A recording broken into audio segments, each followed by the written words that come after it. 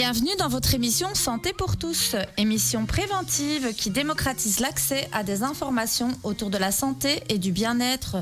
Il y a quelques semaines, nous parlions de la féminité via le mouvement Octobre Rose et sa lutte contre le cancer du sein.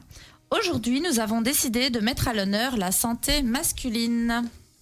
À ce sujet, nous souhaitons également mettre en avant le mouvement Movember qui existe afin d'aider les hommes à vivre heureux, en forme et plus longtemps. Depuis 2003, Movember a financé plus de 1250 projets autour de la santé des hommes dans le monde. Leurs causes principales sont la santé mentale masculine, la prévention contre le suicide, ainsi que les cancers de la prostate et des testicules. Dans cette émission, nous allons principalement parler du cancer de la prostate, qui est le deuxième cancer le plus fréquent en Belgique. En 2018, par exemple, 15,98... 15 000, c'est combien, Basma, tu m'as dit quoi? Les chiffres 15,98 personnes... Ah non, c'est ça, en moyenne, 15,98 personnes sont décédées de ce type de cancer. C'est possible ça? Oui, c'est ça. Étant également le second cancer le plus répandu chez les hommes dans le monde, il y a un impact considérable sur l'espérance de vie. Avec plus de 1,4 million de cas enregistrés chaque année, l'impact sur la santé physique et mentale des personnes est non négligeable. Alors, pour aborder ce sujet, nous avons le plaisir d'inviter le docteur Sam Ward, qui est docteur spécialisé dans l'urologie générale, d'accord. Il traite les problèmes de fertilité ainsi que l'andrologie et la médecine sexuelle à la clinique Saint-Jean. Son expertise lui vaut d'être reconnue par l'Académie européenne d'urologie, titre FEBU, ainsi que le Conseil européen pour la médecine sexuelle. Donc, merci d'être avec nous. Merci. Nous avons également le docteur Svilik Sophie, chef de service de radiothérapie. Elle est radiothérapeute oncologue et prend en charge tous les cancers adultes. Elle est également coordinatrice à la clinique du sein et présidente du conseil médical à la clinique Saint-Jean. Merci d'être avec nous. Bonsoir. Alors, nous avons également Basma Chalal, qui est assistante psychologue à l'espace santé famille. Merci Basma d'être avec nous. Elle vient m'accompagner dans l'émission, parce que aujourd'hui l'idée c'est un peu de comprendre tout ce qui en est avec la prostate, mais elle a aussi préparé l'émission avec nous. C'est pour ça que je lui posais la question tout à l'heure par rapport aux chiffres. Alors il sera présente également avec nous le docteur Maréchal Sabine, qui est déjà venu au mois de juin, qui est oncologue spécialisé en oncologie et hématologie à la clinique Saint-Jean. Vous nous aviez parlé du cancer de la peau au mois de juin, et aujourd'hui on vient vous entendre par rapport à la prostate aussi, parce que l'oncologue il a plusieurs facettes dans son métier. Donc merci d'être avec nous. Merci de votre invitation. Alors, je vais me retourner d'abord vers le docteur Ward. Est-ce que vous pourriez nous expliquer concrètement qu'est-ce que le cancer de la prostate ? Bien sûr, et encore merci de nous avoir invités ce jour. Vous savez que j'aime particulièrement parler de prévention. On l'a encore fait tout récemment quand on a parlé des MST. Alors aujourd'hui et durant tout le mois de novembre, la campagne Movember est l'opportunité de parler de la santé masculine. Le cancer de la prostate, c'est le cancer d'une glande qui se trouve entre la vessie et le pénis. La prostate, en fait, elle entoure l'urètre. Ça, c'est le canal qui sort de la vessie et qui permet d'uriner. Elle joue un rôle, cette prostate, dans la sécrétion et le stockage du liquide séminal, ainsi que dans l'éjaculation du sperme. Les nerfs qui sont responsables des érections se situent aussi autour de cette capsule de la prostate, et ça, c'est important à savoir. Il faut savoir que ce cancer, la prostate, c'est le cancer le plus fréquemment diagnostiqué chez les hommes au-delà de 50 ans. Et alors, il faut aussi savoir que les femmes n'ont pas de prostate. La tumeur testiculaire, dont vous parliez aussi, par exemple, ça c'est la tumeur la plus fréquemment diagnostiquée chez l'homme de l'âge de 20 à 30 ans. Alors, si on se focalise sur la prostate, il faut savoir qu'elle touche chaque année environ 9250 Belges. Il n'est pas nécessairement synonyme de fin de vie, ou de traitement chirurgical lourd, on va en parler, on en débattra bien sûr encore aujourd'hui. Ce qui est important, c'est le dépistage précoce, qui offre alors aux patients un traitement optimal à visée curative et qui vise à maintenir alors une qualité de vie optimale, tant sur le plan physique, mental, sexuel et affectif quand il est en couple. Ok, alors est-ce que vous pourriez éventuellement nous citer les symptômes et surtout à partir de quel moment on doit s'inquiéter peut-être ? Alors, dans la plupart des cas, le cancer de la prostate, c'est une tumeur qui évolue très lentement. On dit souvent que l'un cancer de la prostate n'est pas l'autre. Il y a en effet différents types de cancers de prostate qu'on peut catégoriser de peu agressifs. On va appeler ça un Gleason score 6, à très agressif Gleason score 9 ou 10. Alors pendant de nombreuses années, il entraîne peu ou pas de manifestations cliniques. À un stade plus avancé, des difficultés à uriner comme le besoin de mettre une pression, une miction difficile à commencer ou une miction difficile à arrêter, un jet d'urine faible ou un jet qui s'interrompt. Des fois la sensation de ne pas avoir complètement vidé sa vessie après avoir uriné, des brûlures ou une douleur importante en urinant, présence de sang dans l'urine ou dans le sperme à l'éjaculation. On peut également avoir dans un stade très tardif ou encore plus avancé des symptômes liés à la présence de métastases, comme les métastases osseuses par exemple, qui provoquent de fortes douleurs. D'accord. Et donc, à partir de ce moment-là, les personnes qui remarquent ce type de symptômes doivent aller assez rapidement consulter. Absolument. Les symptômes que je viens de décrire ne sont pas nécessairement liés à un cancer de prostate. Il peut aussi s'agir d'une hypertrophie bénigne de la prostate qui la touche 80% des hommes, mais c'est bien de faire la différence et c'est pour ça que le patient nous consulte et qu'on l'examine. Mais donc, est-ce qu'il faut s'inquiéter quand les symptômes sont là ? Oui, mais il faut peut-être s'inquiéter avant qu'il y ait des symptômes, d'où on discute aujourd'hui du dépistage. Certainement, quand il y a des membres de la famille, on parle alors de l'oncle, du frère, du père, du grand-père, qui ont un cancer de prostate, là... Donc ça peut être génétique, c'est ça ? Absolument, il peut y avoir un lien génétique, absolument. Donc il faut être prudent. Alors, moi, je vais demander au docteur Marichal, est-ce qu'on peut détecter le cancer de la prostate à l'œil nu ? À l'œil nu, ça me semble fort difficile, mais je reviendrai surtout à ce qu'a exprimé le docteur Ward. C'est qu'en cas de tout ce qui est important, ce sont d'abord les symptômes urinaires. Et les symptômes urinaires, c'est pas nécessairement une bête infection urinaire qui passera avec un antibiotique. Les symptômes urinaires méritent certainement chez un homme à partir de 50 ans une consultation en urologie et de voir de quoi il s'agit. Est-ce qu'il s'agit d'une hypertrophie bénigne de la prostate, qui sont les symptômes principaux et dans une majeure partie des cas bénigne, mais dans certains cas, c'est un cancer qui peut se manifester de cette façon-là, avec des symptômes urinaires tout à fait atypiques, et c'est l'occasion de faire un dépistage. Je pense que ça, c'est le premier pas, parce que pour le dépistage, a priori, on n'a pas encore de symptômes, ou en cas de symptômes mineurs, il est important de les investiguer, d'aller plus loin pour dépister, pour détecter ou faire leur diagnostic au plus précoce, pour adapter le traitement et de manière à être beaucoup moins mutilant. Alors, Dr Ward a évoqué tout à l'heure les symptômes à un stade plus avancé. Ça concerne la pratique de l'oncologue général, de découvrir des métastases, et puis quand il n'y a pas encore de diagnostic de cancer, et puis de remonter la filière pour savoir d'où cela vient. Et ça peut être, dans certains cas, éventuellement, un cancer de la prostate. Mais donc, il n'y a pas non plus...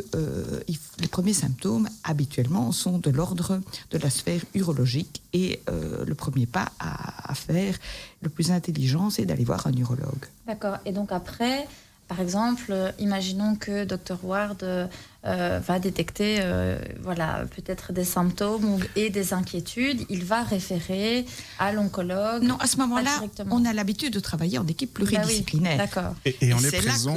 On est tous autour de la table, avec notamment le docteur Zwilik qui est radiothérapeute. Avant de proposer une option thérapeutique aux patients, on se concerte entre nous et on se réunit très régulièrement, tous les 15 jours, si pas plus, de manière à chaque fois évoquer chaque nouveau cas et de voir quel est le traitement le plus adapté en fonction de la stadification. Et peut-être qu'on peut donner un peu plus d'explications sur ce dépistage dont Dr Marichal parle, parce que la prévention, c'est essentiel. Vous connaissez tous ma devise, mieux vaut prévenir que guérir. Donc, je suis très content d'annoncer que le dépistage est très, très facile à effectuer. Il consiste en fait en 3 volets. Le premier volet, c'est poser des questions aux patients. On est effectue une anamnèse classique, on vérifie si les symptômes évocateurs de tumeurs de prostate sont présents. Le deuxième volet, ça c'est l'examen clinique où on effectue un toucher rectal, éventuellement accompagné d'une échographie de prostate si on remarque des signes d'hypertrophie bénigne. Le dernier volet, il est tout aussi important, c'est la prise de sang. Avec une prise de sang, on peut mesurer ce qu'on appelle le PSA.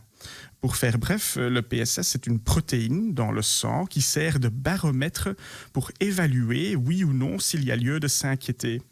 Attention, le PSA n'est en aucun cas un marqueur diagnostique. Ça veut dire que si le PSA est élevé, ce n'est pas égal à cancer. C'est un baromètre. Si le PSA est élevé, c'est une invitation à consulter son médecin traitant ou l'urologue.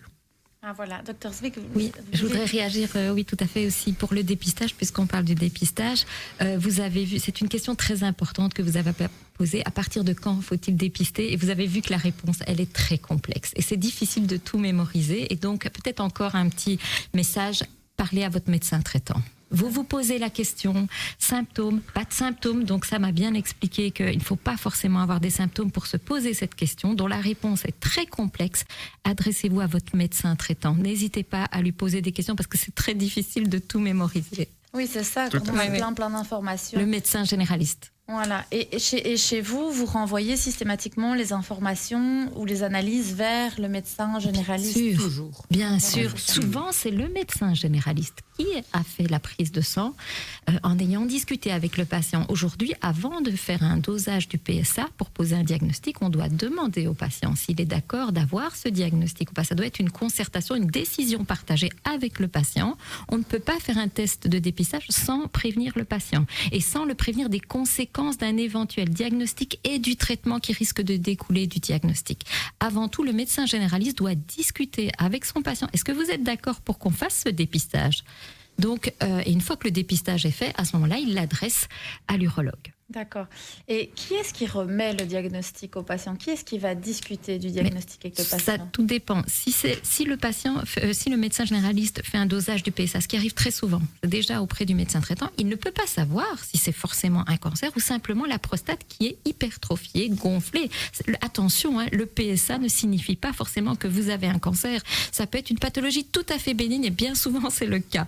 Donc, une fois que le médecin généraliste a le dosage du PSA, alors il adresse au Dr Ward. Et le Dr Ward va réaliser plusieurs examens qui vont finalement annoncer ou pas au patient, et il va annoncer au médecin traitant si c'est un cancer ou pas. Et à la clinique Saint-Jean, nous travaillons depuis déjà 10 ans à peu près, nous adressons directement un SMS automatique au médecin généraliste en disant attention, ce patient dont on donne que les initiales, avec un SMS vous ne pouvez mettre que des initiales, on met les initiales, la date de naissance, nous vous prévenons, vous le médecin généraliste, que nous, les spécialistes, nous allons nous réunir à telle date pour discuter de ce patient dont on a un PSA positif avec des examens qui plaident en faveur d'un cancer, et nous voudrions vous inviter à cette réunion pour discuter ensemble de quel est le meilleur traitement pour le patient. Donc le médecin traitant est prévenu aussi via un SMS, mais aussi via le réseau Santé Bruxelles, qui est un réseau informatique maintenant,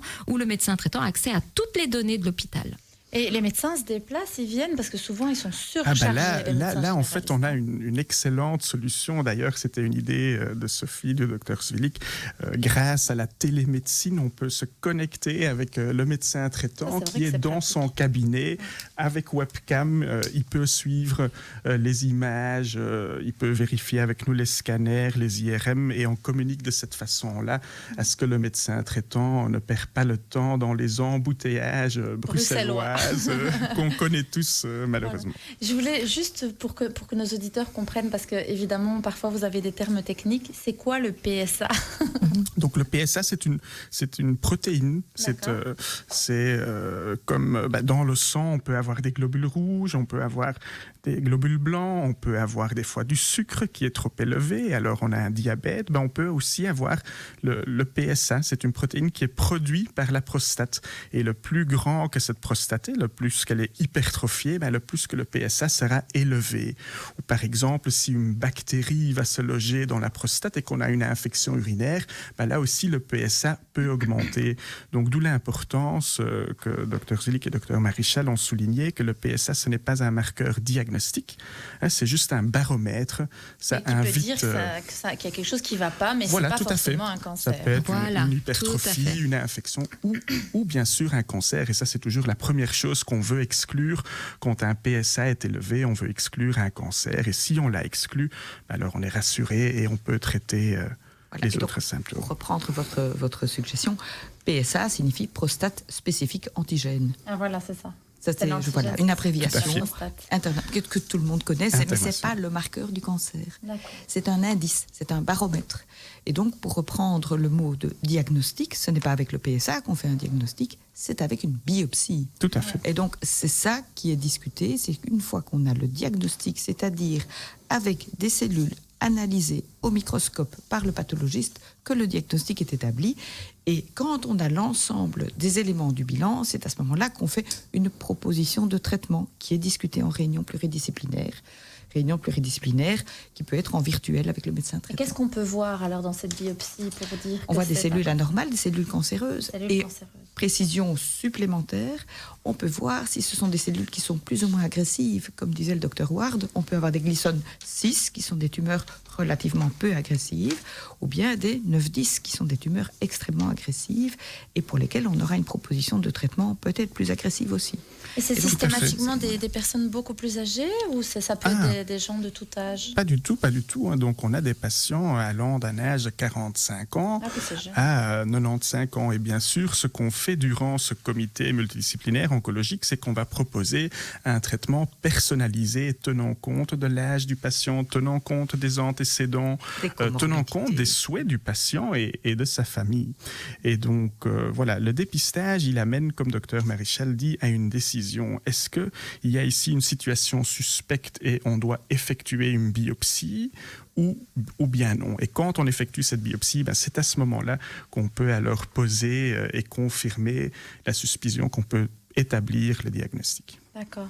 Moi, je vais me retourner vers Mademoiselle Chalal. Quelles sont les répercussions plutôt psychologiques de cette maladie?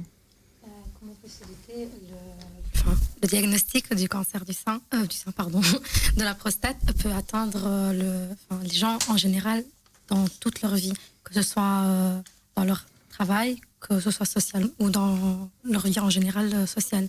Cela peut provoquer des crises d'angoisse, d'incertitude, de peur, de sentiments de honte ou même de la dépression. Le traitement est aussi intense et aura aussi une incidence sur le travail. Donc, souvent, vu que le cancer est une maladie reconnue par l'INAMI, on peut demander à ce que le travail soit aménagé. Aussi, du coup, ça, c'est vraiment le côté travail. Il y a le côté social. Il ne faut pas oublier que nous avons tous nos proches et qu'il faut pouvoir en parler pour faire part du ressenti. Sinon, aussi, il y a le côté sexuel qui est atteint. Et sur l'intimité, ça doit quand même pas être évident. L'intimité du couple, effectivement, elle doit être très atteinte parce qu'il y a plusieurs... ici, on n'a pas encore parlé, mais les traitements peuvent affecter... On va en parler. Oui, voilà, on va en parler par la suite, mais les traitements peuvent affecter effectivement la sexualité comme une baisse de la libido, des dysfonctionnements érectiles, ou encore tout simplement le sentiment et la dépression, les effets négatifs peuvent amener à une baisse de libido tout simplement.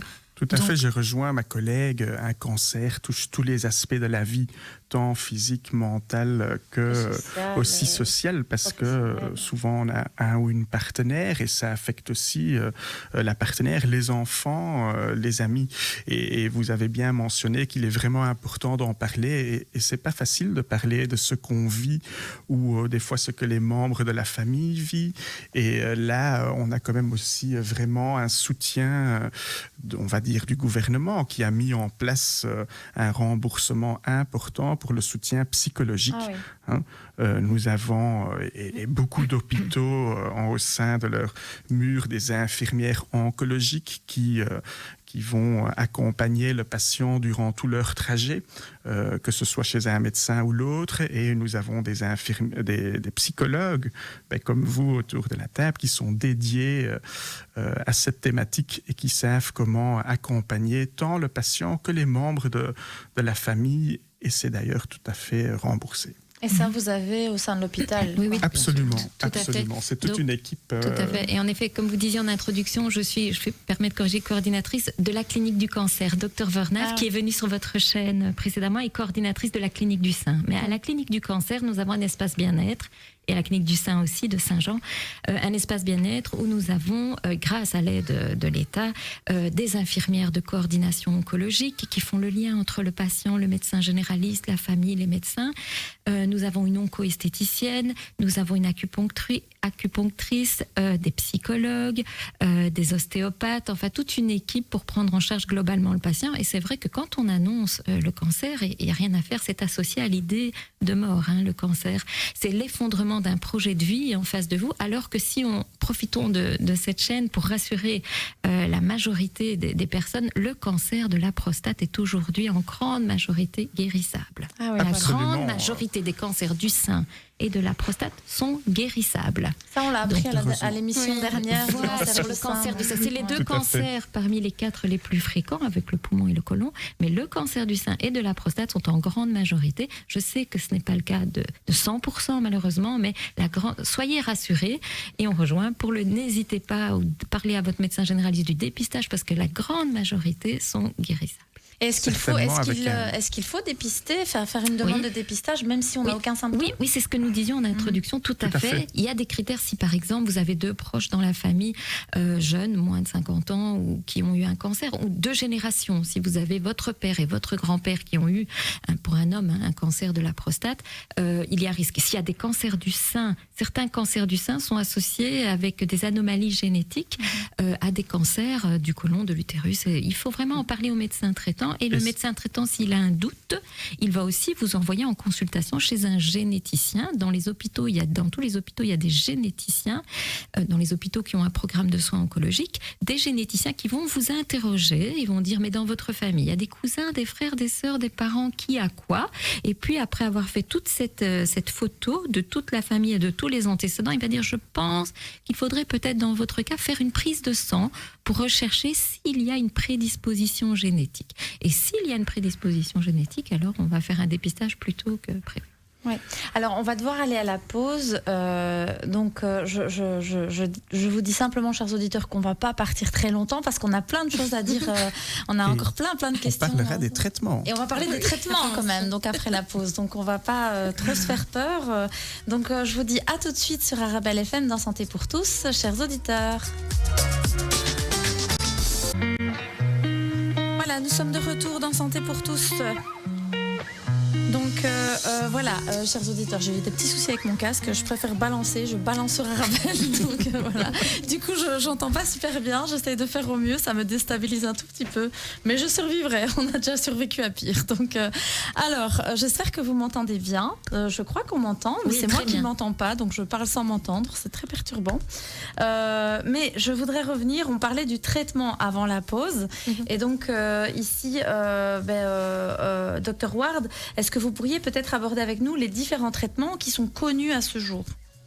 Tout à fait. Et je rejoins ma collègue Dr Zweli qui dit qu'il y a beaucoup de traitements disponibles. Il y a énormément de recherches concernant le cancer de la prostate.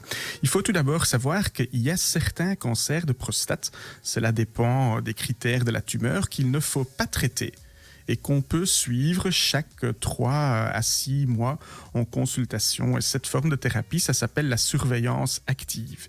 Elle a prouvé d'être très efficace et permet alors d'éviter des effets secondaires de certains autres traitements aux patients. Elle s'applique dans des cas vraiment bien précis. Et je partage avec nos auditeurs qu'une multitude de traitements existent. heureusement, vu que c'est la tumeur masculine la plus répandue à l'âge de 50 ans ou plus. Tout d'abord, il y a bien sûr les traitements qu'on va appeler à visée curatif. Cela veut dire que le traitement a pour but de guérir le patient et qu'après traitement, il n'a plus à se soucier de son cancer. On pense alors à 2 traitements principaux à visée curatif qui sont la chirurgie et la radiothérapie. Concernant la chirurgie, le but c'est d'enlever cette glande de la prostate et de resuturer l'urètre, la vessie. Voilà. Et durant cette intervention, et dépendant des caractéristiques de la tumeur, à la biopsie, nous effectuons aussi un curage, c'est-à-dire une excision de tous les ganglions qui se trouvent dans le petit bassin autour de cette prostate. Et en effet, pourquoi ces ganglions ? Parce que ça c'est la première station où les cellules qui échappent la prostate vont se loger. Et donc ça peut être important pour compléter le diagnostic. Alors, concernant le 2e traitement de la prostate à visée curative, je cède volontiers la parole à ma consoeur, le docteur Zelig, qui est la chef de la radiothérapie chez nous à Saint-Jean. Oui, du coup, comment ça fonctionne, la radiothérapie? C'est quoi, en fait? Oui, tout à fait. Alors, la radiothérapie, c'est un traitement qui se passe en plusieurs jours, même si il y a beaucoup de progrès ces derniers temps, si vous avez entendu dans les médias que la durée de la radiothérapie se réduit d'année en année. Il y a 5 ans, le traitement durait à peu près 8 semaines, où le patient devait venir tous les jours du lundi au vendredi, pendant 5 à 10 minutes, avec les nouveaux accélérateurs, nouvelles machines de traitement. La séance est très courte. Avant, c'était une demi-heure par jour. Maintenant, c'est 5 à 10 minutes par jour. Avant, c'était durant 8 semaines. Et aujourd'hui, on peut même faire des traitements en 5 semaines. Dans certains cas. Attention, pas dans tous les cas, mais c'est pour dire les extrêmes. Donc, mais en moyenne, c'est à peu près 4 à 5 semaines de traitement, 5 à 10 minutes par jour avec les nouveaux accélérateurs. Et c'est un traitement tout à fait indolore. On ne sent pas du tout. C'est comme quand on fait un scanner. Les rayons X sont indolores, invisibles, mais néanmoins, après 3 ou 4 semaines de traitement, le corps ressent l'effet des rayons sous différentes formes. Je ne sais pas si je peux déjà parler un peu des effets secondaires. Alors, très rapidement, les effets secondaires classiques qu'on observe, non pas au moment de la séance, pas le soir de la séance, mais après 3 ou 4 semaines, c'est un peu de fatigue, un peu de troubles du transit, un peu de problèmes urinaires, alors qu'il y a déjà des problèmes urinaires, comme on vous l'a dit parfois au départ. Les problèmes urinaires peuvent dans un premier temps être accentués. C'est surtout ça. Donc les intestins, la vessie et globalement la fatigue. Et puis aussi, on peut avoir des troubles sexuels qui peuvent arriver par après. Là, c'est après quelques années.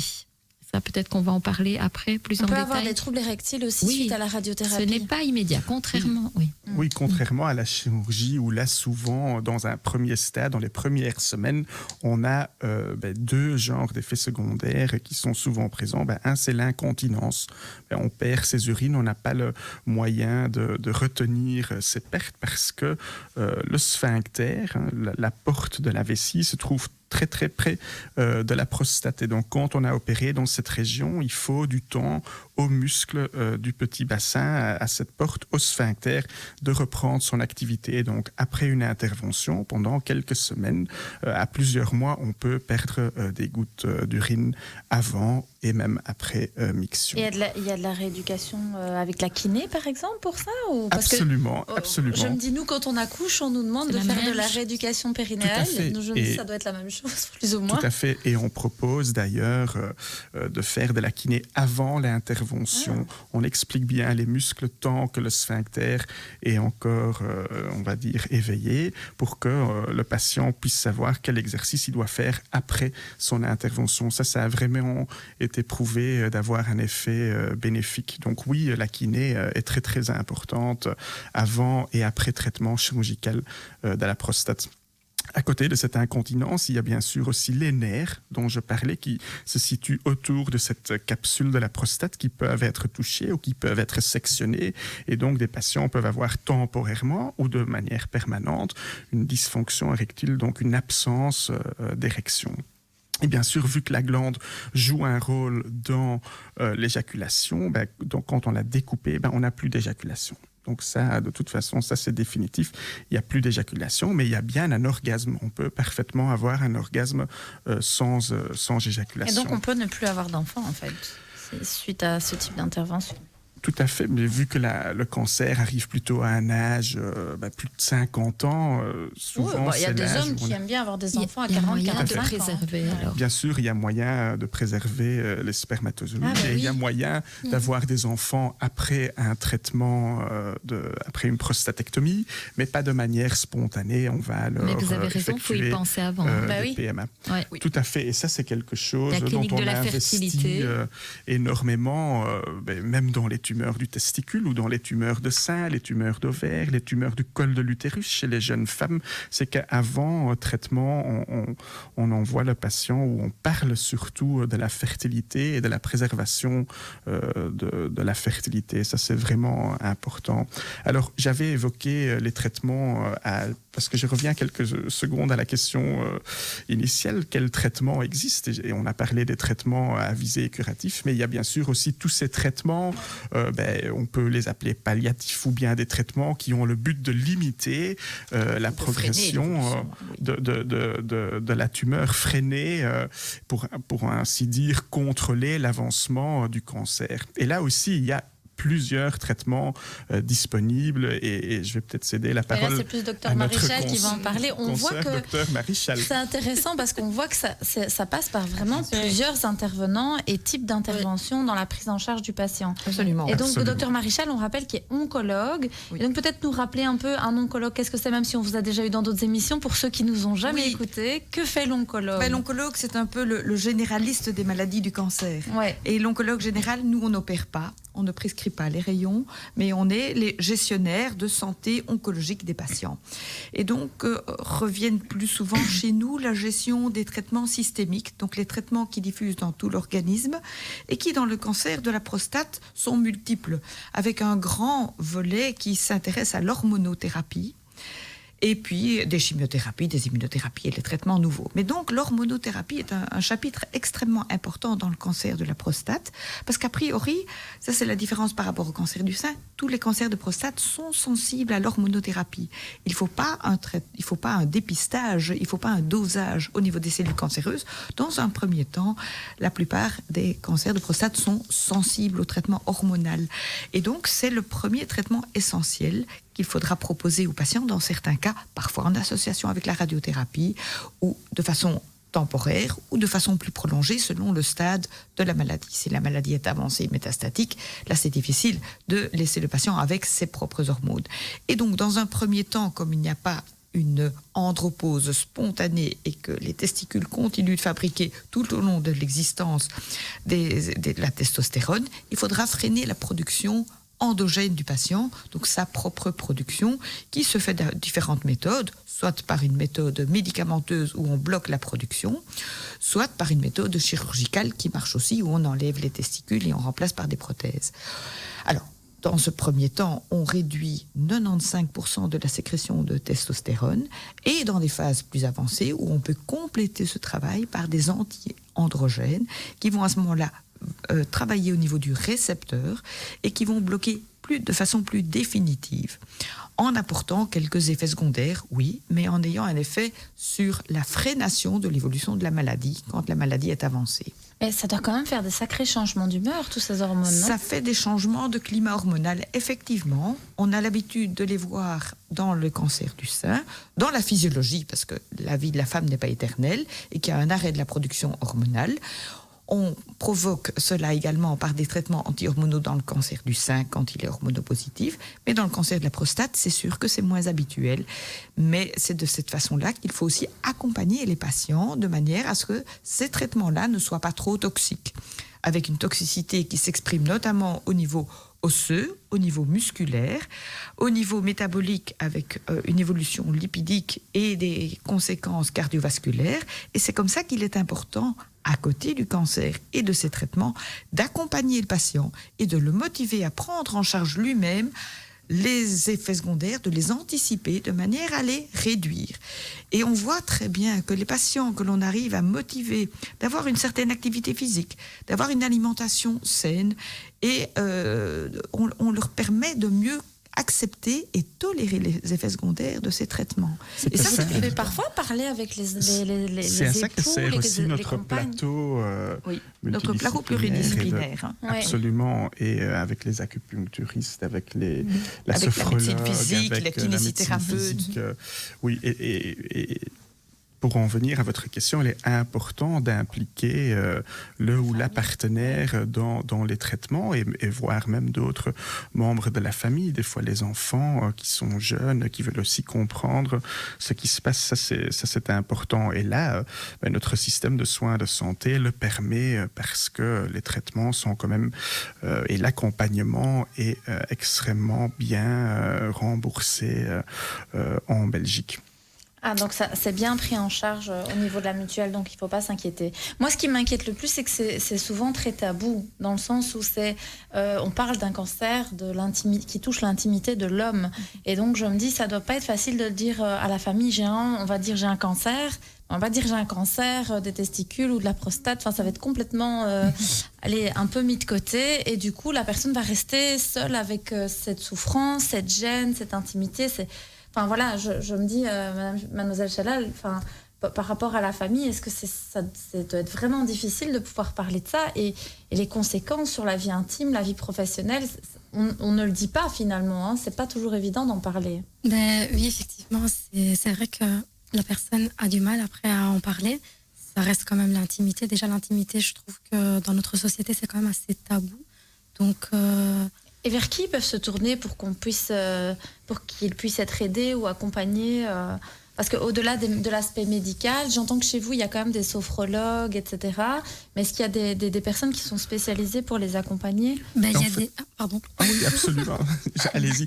Je voulais dire que l'accompagnement est pluridisciplinaire et notre émission le prouve. On est ici déjà 4 disciplines, mais il y en a bien plus. Il y a les psychologues, il y a les sexologues, il y a bien sûr son généraliste qui connaît souvent le patient, mais qui connaît aussi la partenaire, qui connaît aussi les enfants et qui peut accompagner. Donc on est vraiment main dans la main et on forme une équipe.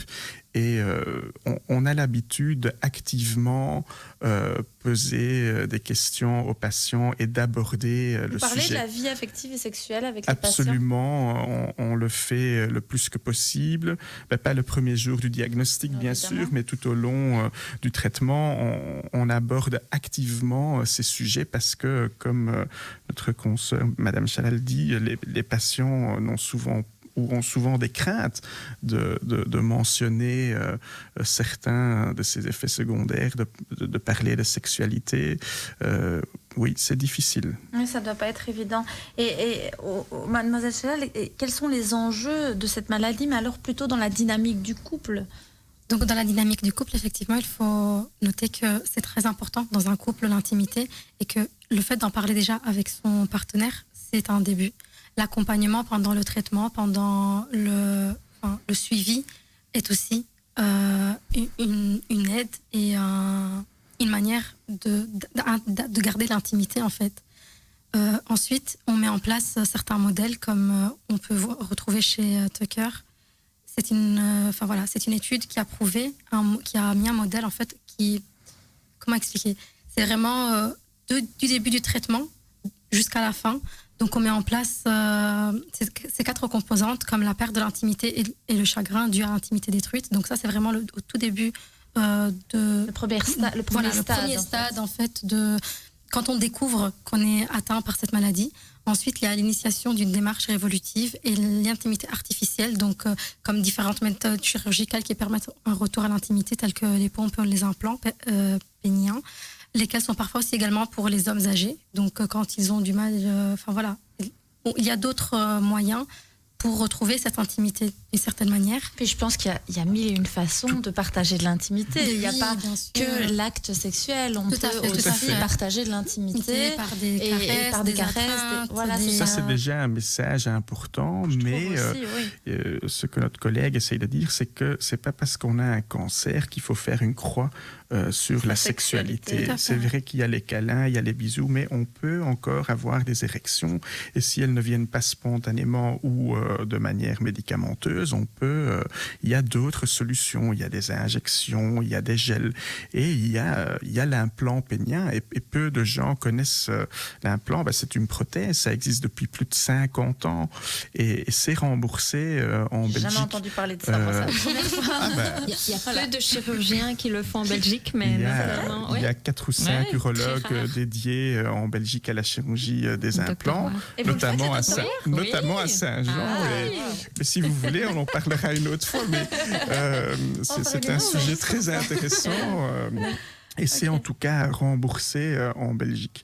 Donc oui, on parle de ces pertes de désir sexuel, on parle de ces troubles d'érection.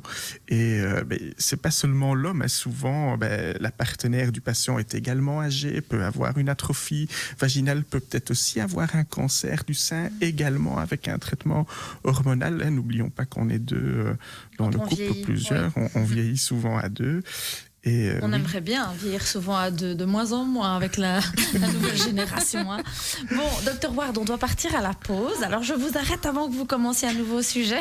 Donc, voilà, on repart à la pause. On revient dans quelques instants et on continuera de parler de notre sujet. Donc, je vous dis à tout de suite, chers auditeurs. Voilà, chers auditeurs, nous sommes de retour dans Santé pour tous. Aujourd'hui, nous parlions du cancer de la prostate avec nos spécialistes de Saint-Jean. Et puis, nous avons Basma Jalal qui vient de l'espace Santé Famille, qui a réalisé cette émission avec moi. On avait envie de parler un petit peu de quels seraient les conseils à donner. C'est vrai qu'en off, Dr Marichal disait oui, finalement, ça dépend un peu de l'âge et qu'on ne va pas avoir peut-être le même type de traitement si une personne est encore peut-être très active au travail qu'une personne qui est peut-être à un stade plus avancé. Ou, voilà, on vous prenez en considération le contexte de vie de la personne. C'est ça qui est important, c'est que dans nos réunions pluridisciplinaires, on tient compte du patient, du stade de la maladie, de quelles sont les possibilités thérapeutiques. Comme le Dr Ward l'a souligné, il y a la surveillance active qui est une option extrêmement importante. Si le cancer n'est pas trop agressif, on peut se permettre de ne pas imposer tout de suite des effets secondaires et de surveiller cette maladie jusqu'au moment où elle devient un peu plus agressive et qu'il faut à ce moment-là intervenir. La radiothérapie est également une option. Et ce qui est important, c'est aussi de tenir compte, quand il s'agit de patients plus âgés, des autres comorbidités, de l'âge, du fait que le patient a oui ou non une partenaire, que ce patient est seul dans la vie ou pas, mais de son espérance de vie. Parce qu'on fait un diagnostic de cancer de prostate, ce qui est peu habituel vers l'âge de 55 ou 65 ans, c'est pas si fréquent, mais à un âge plus avancé, il faudra tenir compte. Mais ce patient, finalement, il va plutôt être handicapé par les problèmes gériatriques, les problèmes de son âge, les comorbidités, l'infarctus, la bronchite chronique dont il est atteint, de sa démence éventuelle ou de son cancer de prostate. Autrement dit, est-ce qu'il va vivre avec ? Est-ce qu'il va mourir avec son cancer de prostate ou de son cancer de la prostate ? Parce qu'il y a beaucoup de patients, on a dit, qu'on traite de façon curative et pour lequel le cancer de la prostate est un problème annexe à d'autres. Et les patients ont d'autres problèmes de santé. Il est important de voir les choses dans leur globalité. Et on tient beaucoup compte aussi de la gériatrie. À Saint-Jean, on a 2 oncogériatres. J'ai également suivi cette formation de manière à prendre une décision dans le contexte du patient.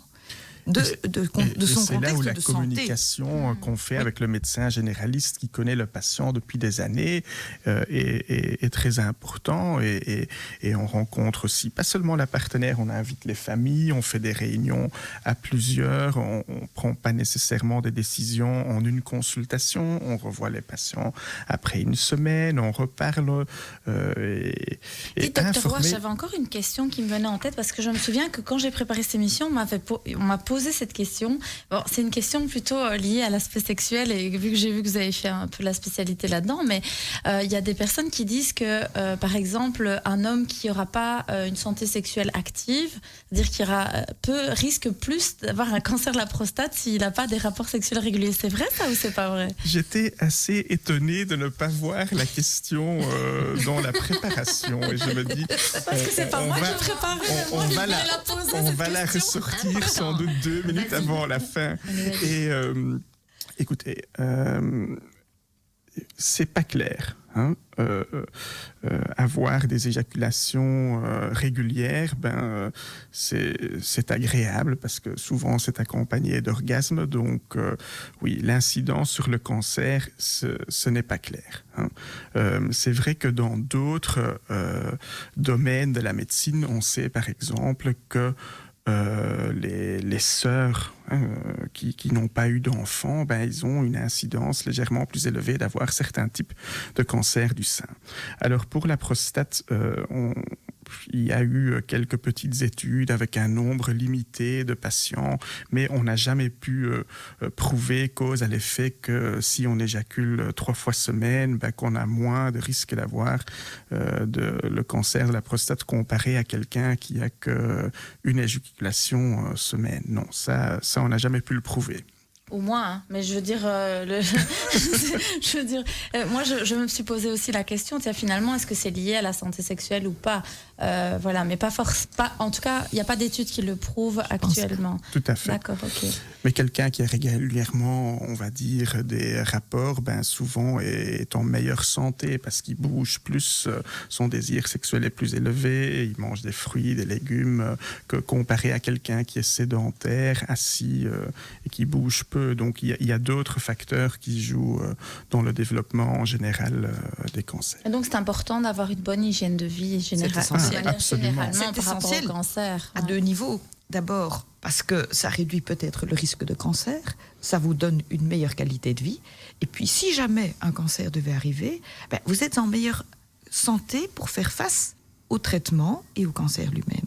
Et donc, cette santé globale dont on est quand même chacun un petit peu responsable a des conséquences, pas uniquement sur la genèse des maladies, mais également sur la manière d'y faire face quand elles ont malgré tout lieu.